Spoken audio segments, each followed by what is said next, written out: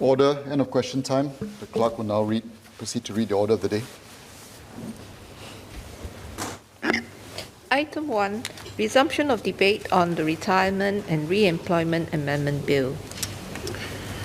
Question is that the bill be now read a second time. Mr. Edward Chia.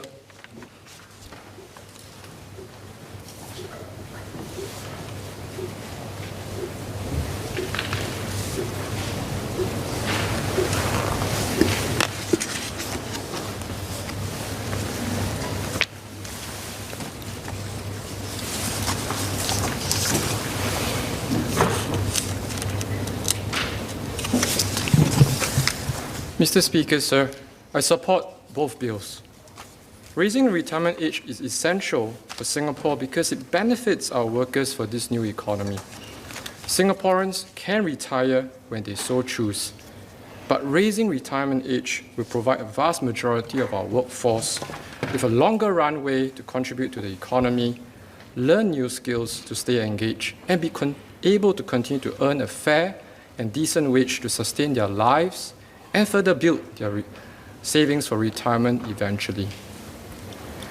During one of my community engagements with residents, I came across Mr. Tony Ho, aged 74, who continues to work as he's willing to put his acquired skills and experience to help companies create value to our economy.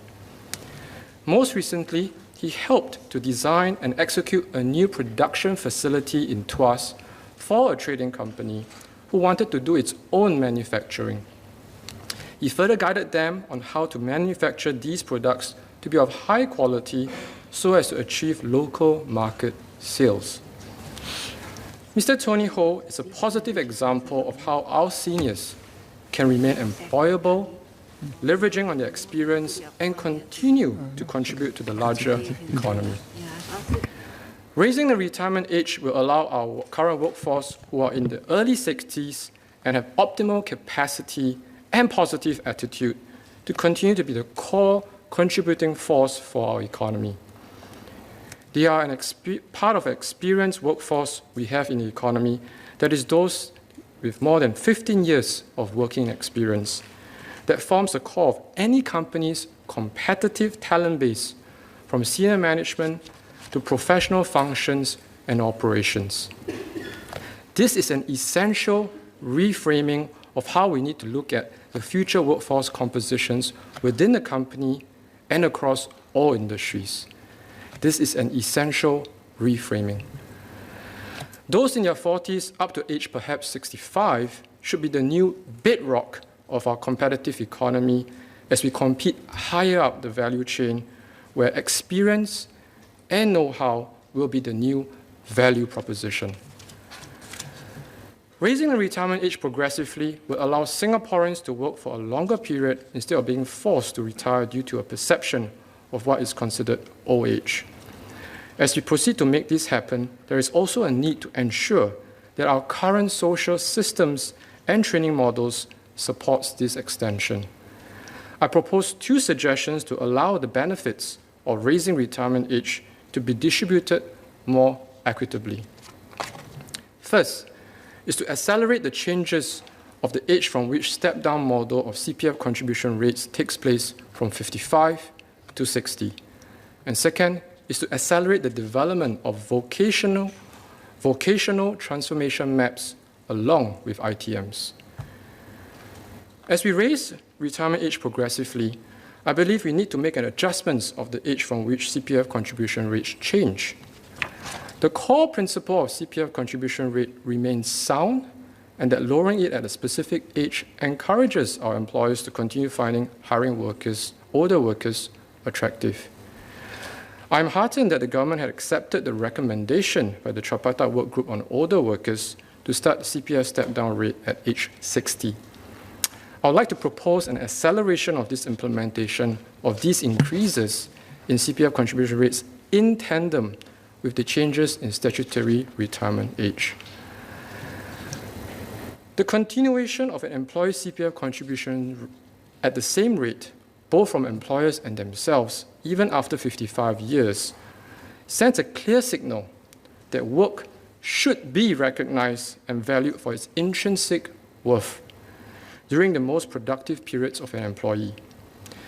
Such a shift in mindsets throughout the workforce will also prove helpful as we commit to include more middle-aged workers into the bedrock of our workforce.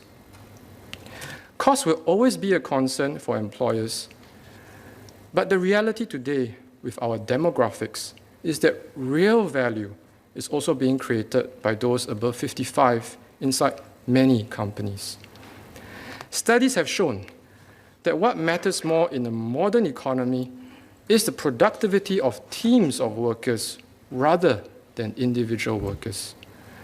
Hence, the solution might be to employ a mix of vigorous young workers and more experienced older workers. We need to take careful steps to bring our society in tandem with our economy, and in doing so, allow employers to reap the benefits of such investments in human capital and employees to feel valued enough to continue innovating and increasing their productivity. For Singapore's human capital advantage to be sustained, we need to enable our workforce to always remain relevant in this fast-changing economy.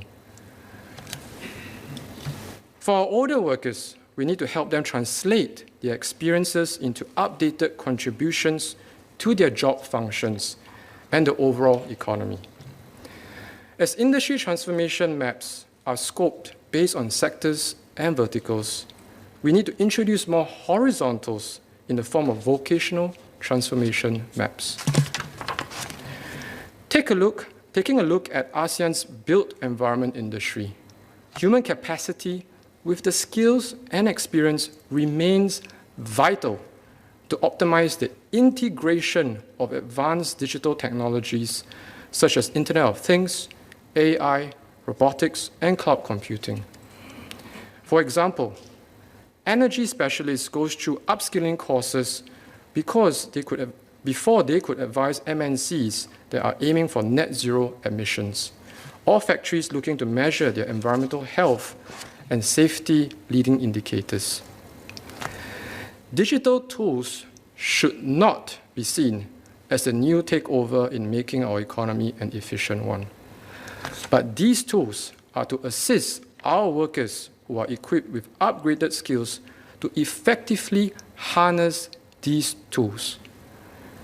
In this way, we can empower as many senior workers as possible who have credible experience in a vocation to translate their skills and experience to new areas of applications in the digital and green economy.